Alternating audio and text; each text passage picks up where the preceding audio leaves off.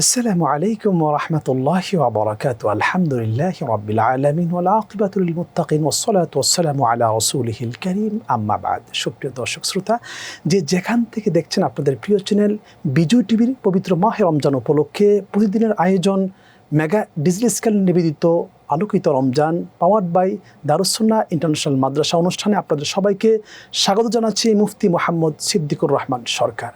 দর্শক, আশা করি সকলেই ভালো আছেন, সুস্থ আছেন। এই কামনায় শুরু করছে আপনাদের প্রিয় অনুষ্ঠান আলোকিত রমজান। দর্শক, আজ কথা বলবো মাহে রমজান কিভাবে আমরা কাটাবো। এই বিষয়ে কথা বলার জন্য আমাদের সাথে আছেন আপনাদের সকলের পরিচিত মুখ, দুর্বাটি মদিনাতুল উলুম কামিল মাদ্রাসার সম্মানিত প্রধান মুহাদ্দিস আলহাজ হযরত মাওলানা ডক্টর মুফতি মোর্শেদ আলম সালেহী। আসসালামু আলাইকুম ওয়া রাহমাতুল্লাহি ওয়া বারাকাতুহু। আমাদের সাথে আরও আছেন আপনাদের সকলের পরিচিত মুখ, প্রবীণ আলেম দ্বীন আহসানা ইনস্টিটিউট অফ সুফিজমের সম্মানিত সহকারী অধ্যাপক আলহাজ হযরত মাওলানা মুফতি শায়েখ মোহাম্মদ উসমান গনি। আসসালামু আলাইকুম ওয়া রাহমাতুল্লাহি ওয়া বারাকাতুহু। ওয়ালাইকুম সালাম ওয়া রাহমাতুল্লাহি ওয়া বারাকাতুহু। আপনারা দুজন কেমন আছেন? আলহামদুলিল্লাহ, আপনি কেমন আছেন? আলহামদুলিল্লাহ। সম্মানিত দর্শক শ্রোতা, মাহে রমজান মাস আসলেই বরকতের মাস। আমরা আজ কথা বলবো এই মাহে রমজান মাস আমরা কিভাবে কাটাবো। আমি শুরু যাচ্ছি আমাদের প্রিয় শায়েখ ডক্টর মোর্শেদ আলম সালেহী হাফিজাহুল্লাহর কাছে, যে এই মাহে রমজান মাস কিভাবে আমরা কাটাবো। সত্যি এই পবিত্র মাহে রমাদান আমাদের কাছে মেহমান হিসাবে এসেছে। মেহমানের কদর করা এটা মেজবানের অত্যন্ত প্রয়োজন, অর্থাৎ যারা বাড়িওয়ালা। তো এই পবিত্র মাহে রমাদানকে আমরা কিভাবে কাটাবো এই যদি আমরা বলি, শুরুতে আমি 11টি মৌলিক বিষয় রয়েছে যা মাহে রমাদানকে সাদর সংবর্ধনা দিয়ে শেষ পর্যন্ত সুষ্ঠুভাবে সেটাকে পরিচালনা করার জন্য সর্বপ্রথম আমাদের কাজ হচ্ছে আমরা সিয়াম সাধনা করব। আর এই সিয়াম সাধনা করব যাতে করে আল্লাহ ভীতি অর্জন করা যায়। তো সিয়াম সাধনা আল্লাহ ভীতি যে অর্জন হয়ে থাকে সেটি আল্লাহ তাআলা পবিত্র কোরআনুল কারীম সম্পর্কে বলেন, ইয়া আইয়ুহাল্লাযীনা আমানু কুতিবা আলাইকুমুস সিয়াম কামা কুতিবা আলাল্লাযীনা মিন ক্বাবলিকুম লাআল্লাকুম তাত্তাকুন।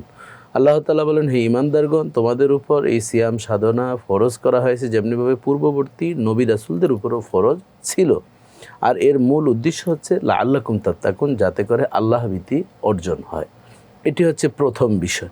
দ্বিতীয় বিষয় যদি আমরা আলোচনা করি, আমাদের সাহারি গ্রহণ করতে হবে। সাহারি গ্রহণ আমরা যদি করি, কি উপকারিতা এ সম্পর্কে পয়গম্বর বলেন, তাসাহারু ফা ইন্না ফিস সুহুরে বারাকা। বুখারী শরীফে হাদিসখানা এসেছে, রাসূলুল্লাহ সাল্লাল্লাহু আলাইহি ওয়াসাল্লাম বলেন যে তোমরা সাহারি গ্রহণ করো, এই সাহারি গ্রহণের মধ্যে বারাকা রয়েছে। তো মুহাদ্দিসিন ব্যাখ্যা করেছেন 4টি ফায়দা উপকারিতা রয়েছে। এক হচ্ছে আমাদের প্রিয় নবী মুহাম্মদুর রাসূলুল্লাহ সাল্লাল্লাহু আলাইহি ওয়াসাল্লামের আদেশকে আমরা উম্মত হিসাবে পালন করছি। দ্বিতীয় নম্বর হচ্ছে এই সাহারি গ্রহণ সকল নবী রাসূলরা করেছেন, নবীদের আরেকটি সুন্নাহ। তৃতীয় নম্বর হচ্ছে সাহারি গ্রহণের মাধ্যমে পরের দিন যে ইবাদত আমরা করব বা আমাদের জীবন জীবিকা নির্বাহের জন্য যে কাজ করব তার শক্তি যোগায়। এবং চতুর্থ নম্বর হচ্ছে যে ইহুদি নাসারারা সাহারি গ্রহণ করতো না, তারা সিয়াম সাধনা ঠিকই করতো। রাসূলুল্লাহ সাল্লাল্লাহু আলাইহি ওয়াসাল্লাম বলেন যে খাল্লিফুল ইয়াহুদ ওয়ান নাসারা, তোমরা ইহুদি নাসারাদের বৈপরীত্য আচরণ করবে, কারণ মান তাশাব্বাহা বিকওমিন ফাহুয়া মিনহুম, যে জাতি যাদের আদর্শ গ্রহণ করে তারা তাদেরই অন্তর্ভুক্ত। তাহলে বোঝা যায় রাসূলুল্লাহ সাল্লাল্লাহু আলাইহি ওয়াসাল্লাম আমাদের একটা প্যাকেজ দিয়েছেন যে এই রমাদানুল মুবারকের সাহারি অত্যন্ত একটি গুরুত্বপূর্ণ বিষয়। এছাড়াও আরেকটি হাদিসে আমরা দেখতে পাই, পয়গম্বর বলেন, ইন্নাল্লাহা ওয়া মালাইকাতাহু ইউসাল্লুনা আলা মুতাসাররিহিন, যে যারা সাহারি গ্রহণ করে তাদের উপরে আল্লাহ এবং তার ফেরেশতারা রহমত বর্ষণ করে। দেখুন, আল্লাহ একটি ইবাদত করেন, সেই ইবাদত হচ্ছে নবীর শানে রহমত নাজিল করেন, ইউসাল্লু ইন্নাল্লাহা ওয়া মালাইকাতু ইউসাল্লুনা আলান নবী। আর আরেকটা ইবাদত সেই নবীর উম্মতের জন্য আল্লাহ করে থাকেন, সেটা হচ্ছে যারা সাহারি গ্রহণ করে তাদের উপর রহমত বর্ষণ করেন। তাহলে আমরা অবশ্যই বড় ভাগ্যবান। তো এই দুটি আমাদের মৌলিক বিষয়। এরপরে আমরা দিনের বেলায় যে নামাজগুলো রয়েছে 5 ওয়াক্ত নামাজ আমরা যথাযথ আদায় করব। অনেকে আছেন যে আমরা সাহারি গ্রহণ করছি করে আবার ঘুমিয়ে যাই, ফজরের নামাজ পড়লাম না, তাহলে আমাদের কেমন? এটি মানে কিছু মানলাম কিছু মানলাম না। এই জন্য শায়ের বলেন, মসজিদ মে যা কি নামাজ পর, হোটেল মে যা কি শরাব পিও, তো আল্লাহ কি রাজি রাখো, শয়তান কি বেনারাজ রাখো। একদিকে মসজিদে গিয়েও আমরা নামাজ পড়ি, আবার নামাজ থেকে বের হয়ে হোটেলে গিয়ে অশালীন আমরা কাজ করি, ব্যভিচার আমরা করে থাকি, তাহলে আল্লাহকেও খুশি রাখি, আবার শয়তানকেও অসন্তুষ্ট না রাখি, মানে তাকেও সন্তুষ্ট রাখার চেষ্টা করি। এটি হচ্ছে মুনাফিকের আলামত। এই জন্য আমাদের সেভাবে 5 ওয়াক্ত নামাজ জামাতে পড়তে হবে। এরপর ইফতারি যখন আমরা গ্রহণ করব, নবী রাসূলদের সুন্নাহ হচ্ছে যখনই সময় হবে, সূর্য অস্ত যাবে, সাথে সাথে ইফতারি করে, এটা সুন্নাহ। অনেকে আছে বিলম্বে করেন, এবং এই ইফতারির কত ফায়দা। রাসূল সাল্লাল্লাহু আলাইহি ওয়াসাল্লাম বলেন, মান ফাত্তারা সায়মান কানা মাগফিরাতান লিযুনুবিহি ওয়া ইতকা রাকাবাতিহি মিনান নার। যে নিজে রোজা রেখে ইফতারি গ্রহণ করবে, নিজের রোজা রেখে ইফতারি যথাসময়ে করলো, রাসূলুল্লাহ সাল্লাল্লাহু আলাইহি ওয়াসাল্লাম বলেন তার জীবনের গুনাহগাতা মাফ হয়ে যাবে, এবং অন্য কেউ যদি ইফতারি করায় তাহলেও তার গুনাহ মাফ হবে, এবং তার জাহান্নামের যে রশি তার ঘাড়ের ভিতরে ছিল আল্লাহ তাআলা সেটি সরিয়ে নেবেন। এবং সাহাবায়ে কেরাম বললেন, ইয়া রাসূলুল্লাহ লাইসা কুল্লুনা নাজিদু মা নুফাত্তিরু, আমাদের তো তেমন কিছু নেই, আপনার ঘর থেকে আসলে আমরা খাই। এরকম অনেক সাহাবীরা আহলে সুফার অন্তর্ভুক্ত। কেউ কেউ বলছেন যে আবু হুরায়রা রাদিয়াল্লাহু তাআলা সহ ওনারা প্রশ্ন করেছেন, রাসূলুল্লাহ সাল্লাল্লাহু আলাইহি ওয়াসাল্লাম বললেন, ঠিক আছে, তোমরা যদি তা না পারো, পেট ভরে তাদেরকে যদি ইফতারি না করাতে পারো, আলা মাজাকাতি লাবানিন, 1 গ্লাস দুধ দাও কারো যদি থাকে। ইয়া রাসূল, দুধ পাবো কোথায়, আমরাই তো খেতে পারি। তামারাতি, একটা খেজুর দাও অন্তত। বললো খেজুরও তো নাই, আমরা কেউ তো আনলে আমরা খাই, খেজুর তো কেনার পয়সা আমাদের নাই।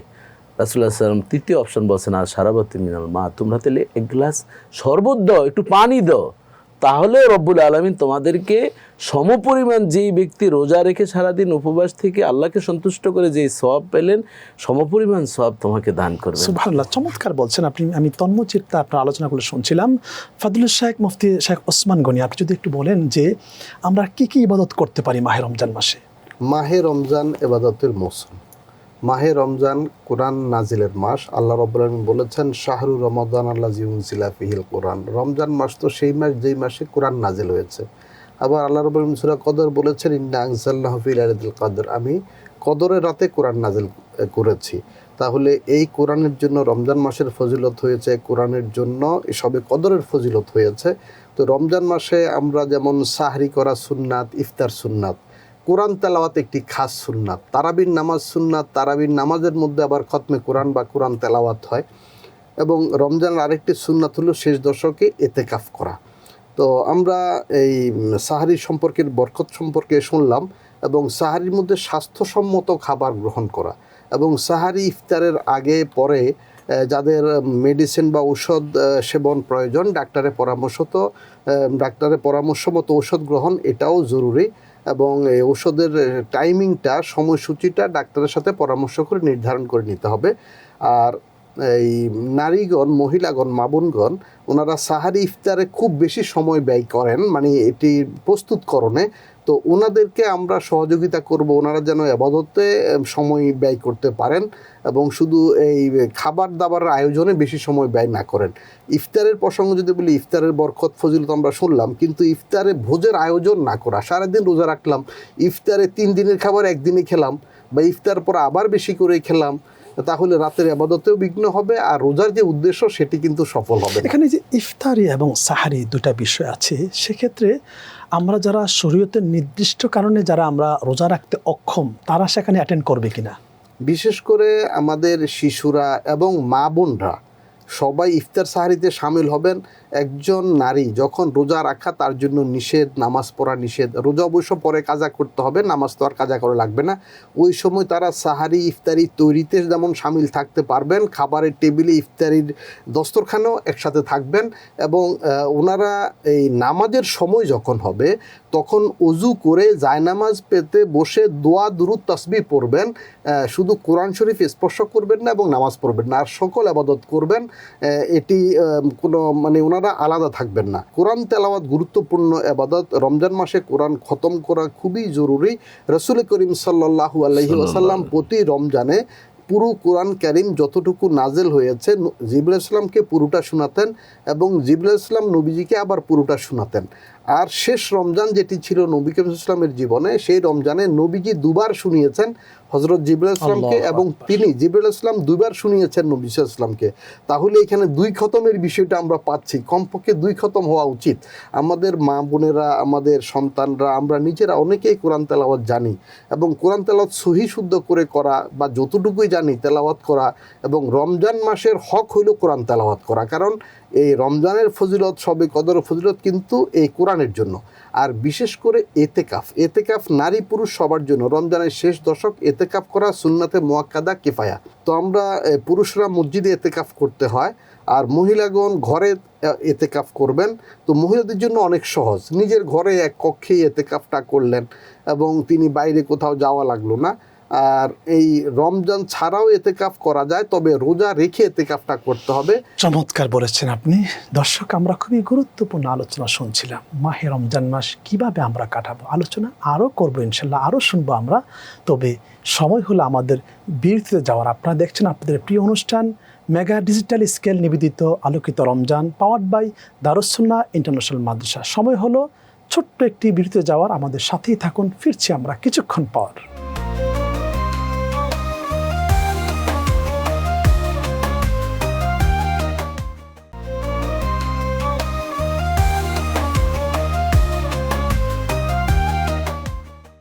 আলহামদুলিল্লাহ, সুপ্রিয় দর্শক শ্রোতা, বিরতির পর ফিরে আসলাম আপনাদের প্রিয় অনুষ্ঠান মেগা ডিজিটাল স্কেল নিবেদিত আলোকিত Ramzan, powered by Darus Sunnah international মাদ্রাসা। দর্শক, আমরা খুবই গুরুত্বপূর্ণ আলোচনা শুনছিলাম, সেটি হলো যে কিভাবে আমরা মাহে রমজান কাটাবো।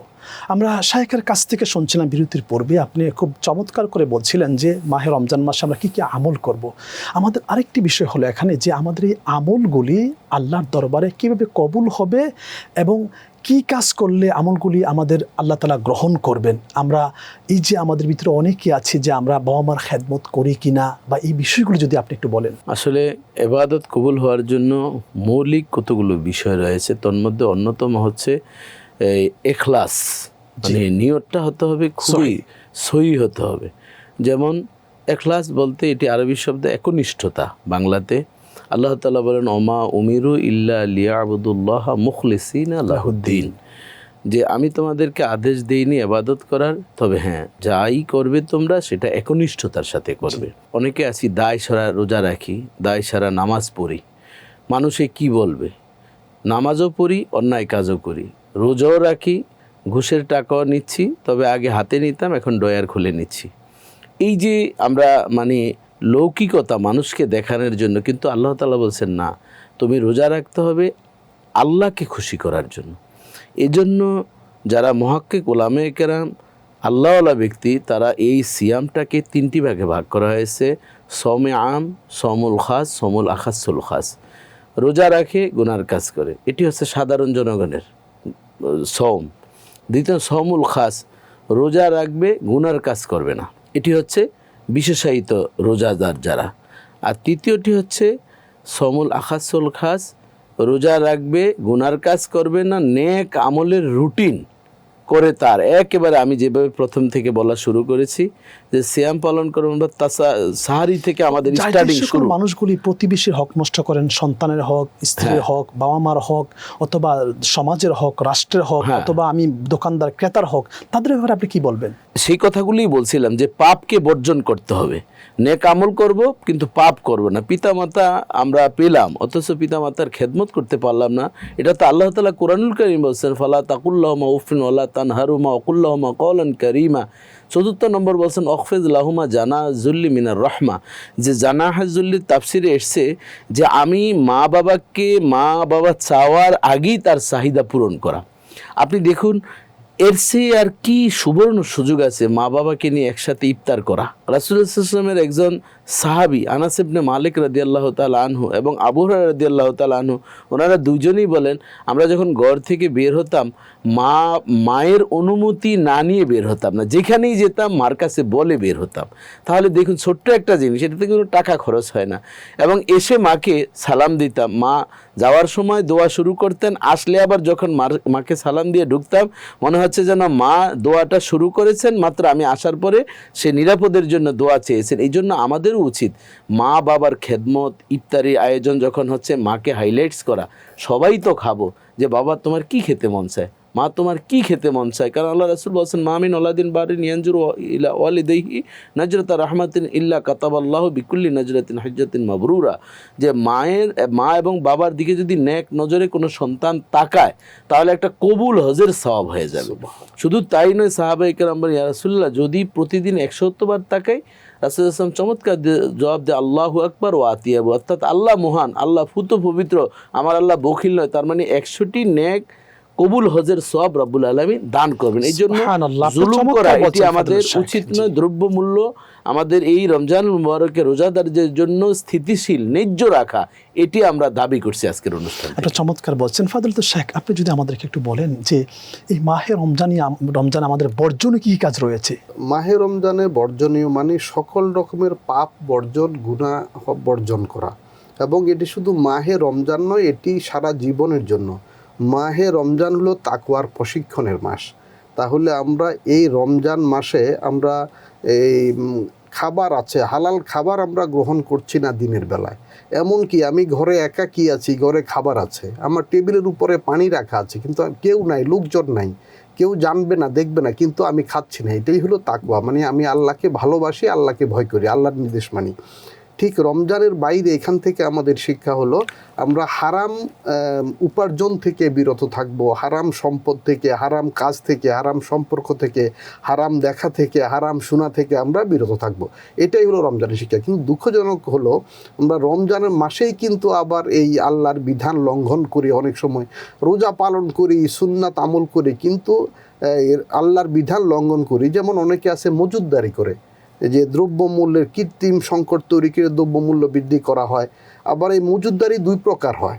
একটা হলো যারা ব্যবসায়ী, তারা স্টক করে রাখেন বেশি দামে বিক্রি করার জন্য। আবার যারা ক্রেতা আছেন, একটু বেশি টাকা আছে, সামর্থ্যবান, তারা একসাথে বেশি করে কিনেন। এতে যারা খুব সাধারণ ক্রেতা তাদের জন্য অসুবিধা হয়, এবং দোকানদাররা মনে করে চাহিদা অনেক বেশি। আসলে চাহিদা অনেক বেশি না। যেমন আমার সারা মাসে হয়তো 2 কেজি সানাবুট দরকার হবে, একসাথে 5 কেজি কিনে রেখে দেয়। আমার সারা মাসে সয়াবিন তেল হয়তো 3 লিটার লাগবে, দেখা গেল 5 লিটার কিনে রেখে দেয়। এইভাবে অনেকেই কিন্তু এই পারিবারিক মজুদদারি কিন্তু আমাদের এই যে পণ্যমূল্যের ঊর্ধ্বগতির অন্যতম একটি কারণ। আমি যদি উদাহরণ দিয়ে বলি, রমজান আমরা অন্য মাসে 3 বেলা পানাহার করি, রমজান মাসে 2 বেলা, তাহলে তো রমজান মাসে আমার বাজার কমবে, আমার খরচও কমবে, বাজারের পরিমাণও কমবে। কিন্তু আমরা রমজান মাসে দেখা যায় যা লাগবে না তার চেয়ে অধিক বেশি পরিমাণে বাজার করে ঘরে মজুদ করে রাখি, এবং এতে দ্রব্যমূল্য বৃদ্ধি হয়। তো উভয় পক্ষে যারা ব্যবসায়ী তারাও যেন মজুদদারি করা, এটা অত্যন্ত গুনার কাজ, এটা হারাম এবং কবিরা গুনাহ। আর মানুষকে কষ্ট দেওয়া সেটা তো জুলুম, এবং আল্লাহ তাআলা এই জালিমদের পছন্দ করেন না। আর এই রমজান মাসে যেন আমরা জুলুমটা না করি। এবং রোজাদার যারা, রোজা হলো সংযমের শিক্ষা, তো আমার আহারে পানাহারে সংযত হতে হবে। আর আমরা ইফতারের অনুষ্ঠান হয়, মাহফিল হয়, সেখানে এই ধরনের অনুষ্ঠানের পাশাপাশি গরিব দুঃখী আত্মীয় স্বজন তারা যেন ইফতার করতে পারে সেই ব্যবস্থা করা, তারা যেন সাহারি করতে পারে সেই ব্যবস্থা করা। আরেকটা বিষয় বর্জন করা দরকার, সাহারির নামে এখন এই যে সাহারি অনুষ্ঠান হয়, বিভিন্ন হোটেলে সাহারির অনুষ্ঠান অনেকে করে। এতে সাহারি একটি সুন্নাত এবাদত, এর যে ভাব গম্ভীর পরিবেশ সেটা বিনষ্ট হয়, এবং এবাদতের সময় নষ্ট হয়, এবং আরও নানান রকমের এর পার্শ্ব প্রতিক্রিয়া আছে, খারাপ দিক আছে। এজন্য সাহারির মতো একটি নিরেট এবাদতকে ঘরোয়া আবহাওয়া থেকে, ভাব গম্ভীর পরিবেশ থেকে হোটেলে নিয়ে যাওয়া এবং এটাকে ভিন্নভাবে নেতিবাচকভাবে উদযাপন করা, এটি বর্জন করতে হবে। আপনি চমৎকার বলেছেন। আপনি যদি আমাদেরকে একদম এক লাইনে বলেন যে এই মাহে রমজান মাস আমরা আল্লাহর নৈকট্য লাভের জন্য কিভাবে চলতে পারি? জি, ধন্যবাদ আপনাকে। আমরা আল্লাহর নৈকট্য লাভের জন্য সকল নবী রাসূলরাই গোপনে গোপনে কিছু ইবাদত করা পছন্দ করতেন। যেমন আমাদের 5 ওয়াক্ত নামাজের পূর্বে রাসূলুল্লাহ সাল্লাল্লাহু আলাইহি ওয়াসাল্লাম তাহাজ্জুদের নামাজ পড়তেন। আর এই তাহাজ্জুদের নামাজের প্রতিদান মিনাল লাইলি ফাতাহাজ্জাত বিহি নাফিলাতাল লাক আসা ইয়াবাসাকা রব্বুকা মাকামাম মাহমুদা। পয়গম্বরকে মাকামে মাহমুদের চেম্বার দিয়েছেন, প্রশংসার সেন্টার, যেখানে শাফাত রাসূলুল্লাহ সাল্লাল্লাহু আলাইহি ওয়াসাল্লাম করবেন। এই আমলটি আমরা অবশ্যই করব। এবং যেটি মোহতারাম বলছিলেন, গরিব অসহায় দুস্থ যারা আছেন তাদের পাশে সত্যিকার আমাদের দাঁড়ানো উচিত। আল্লাহ রাসূল বলছেন, তুমি তরকারি রান্না করছো, একটু ঝোল বাড়িয়ে দাও, তোমার প্রতিবেশী একটু ঝোল দিয়েও তো খেতে পারে, নিজে খাবে আরেকজন খাবে না। আমাদের এই জন্য মৌলিক এই যে রমজান আমাদেরকে, রমজান শব্দটা দহন করা, জ্বালিয়ে দেওয়া, মুছে ফেলে দেওয়া, এই যে আমাদের পশুত্ব যে মনোভাব আছে, একা একই চলা, আমাদের নিজেই সব কিছু মানে মাইসেলফ, আমাকে নিয়ে আমি ব্যস্ত থাকবো না। রমজান এই যে উপবাসের মাধ্যমে গরিব অসহায়ের একটা অনুভূতি আমরা বুঝতে পারি, এবং এই ইফতারের মাধ্যমে দাওয়াত দিয়ে আমরা একসাথে যেই একটা গ্যাদারিংয়ের মতন আমরা করি, এতেও কিন্তু একটা মায়া মহব্বত সৃষ্টি হয়। এই জন্য ইফতার পার্টি এটি অত্যন্ত খুব চমৎকার একটি বিষয়। কিন্তু মোহতারাম যেটি সাহারির বিষয় বলছেন, এটি আবার একটা ভয়ঙ্কর জিনিস, যে সওয়াবের ভিতরে ডিজে গানও এই ধরনের চলছে, আমরা অনেক জায়গায় সেটি পেয়েছি। এরকম যাতে না হয়। আবার ইফতারের নামে এই ধরনের অশালীন বেবিচারের নারী পুরুষ মিলে নানান ধরনের এই গ্যাদারিং হয়, সেই বিষয়গুলো আমাদের বর্জন যদি করি, তাহলেই আল্লাহর নৈকট্য এই রমজান আমাদেরকে মোকাফফেরাতুন, মানুষের গুনাহ মাফের একটা আসর জমিয়েছেন, সত্যিকারেই গুনাহ মাফ হবে ইনশাআল্লাহ। মাশাআল্লাহ, চমৎকার বলেছেন। দুজনকে অসংখ্য মোবারকবাদ আমাদেরকে সময় দেওয়ার জন্য। জি, আপনাকে ধন্যবাদ। শ্রোতা, আসলে এই মাহে রমজান মাস আল্লাহ তাআলা আমাদেরকে দিয়েছেন গুনাহমুক্ত হওয়ার জন্য, আল্লাহর নৈকট্য লাভের জন্য। আমরা এই মাসে হিংসা, বিদ্বেষ, অহংকার, রিয়া, অন্যের প্রতি আমাদের জিদ, ঘোষা, এগুলি আমরা দূর করতে হবে। যদি এগুলো আমরা দূর করতে না পারি, তাহলে আমাদের কোনো আমলই আল্লাহর দরবারে কবুল হবে না। জান্নাতি মানুষদের সিমটমটা হলো তাদের দিলটা নরম হবে, তাদের চোখ দিয়ে পানি পড়বে, তারা অন্যের দুঃখে দুঃখী হবে, অন্যের সুখে সুখী হবে, অন্য ভাইয়ের ভালো কিছু দেখলে সে মনে আনন্দ ফিল করবে, তাতেই জান্নাতি মানুষ বোঝা যাবে। আল্লাহ সুবহানাহু ওয়া তাআলা আমাদের সবাইকে এই মাহে রমজান মাসকে আমলময় করার তৌফিক দান করুক। সুপ্রিয় দর্শক শ্রোতা, আপনারা দেখছেন আপনাদের প্রিয় অনুষ্ঠান পবিত্র মাহে রমজান উপলক্ষে বিজয় টিভির প্রতিদিনের আয়োজন মেগা ডিজিটাল স্কেল নিবেদিত আলোকিত Ramzan, powered by Darus Sunnah international মাদ্রাসা। অনুষ্ঠানের একেবারে শেষ পর্যায়ে চলে এসেছি। আগামী পর্ব দেখার আমন্ত্রণ জানিয়ে আজ এখানেই বিদায় নিচ্ছি। আল্লাহ হাফেজ।